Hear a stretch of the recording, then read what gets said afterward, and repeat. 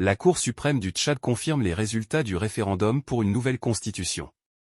La Cour suprême du Tchad a rendu jeudi sa décision définitive quant aux résultats du référendum portant sur une nouvelle constitution, organisée par la junte militaire au pouvoir depuis 2 ans et demi.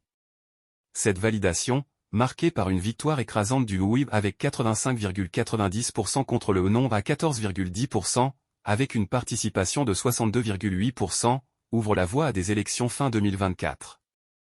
Cependant, cette décision est l'objet de vives critiques de la part d'une partie de l'opposition et de la société civile. Pour eux, ces résultats semblent être une étape préparatoire à l'élection du président de transition, le général Mahamat Idriss Déby Itno, avec des réserves quant à la crédibilité des chiffres avancés. La Cour suprême a rejeté le recours du Bloc fédéral, coalition de l'opposition, dénonçant les nombreuses irrégularités lors du vote. Cette opposition, ayant massivement appelé au boycott, dénonce un véritable second coup d'État de Mahamat Idriss Déby Itno, selon Max Kemkoua, président du groupe de concertation des acteurs politiques, GK.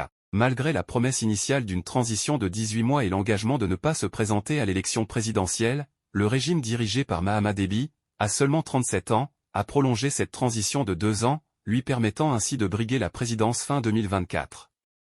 Cette prolongation a été marquée par des violences lors de manifestations, faisant entre 100 et plus de 300 morts à N'Djamena et de nombreux emprisonnements et actes de torture dénoncés par des ONG et l'opposition. La nouvelle constitution ne semble pas apporter de changements significatifs par rapport à la précédente et maintient un fort pouvoir entre les mains du président, perpétuant ainsi une continuité de régime que certains considèrent contestable.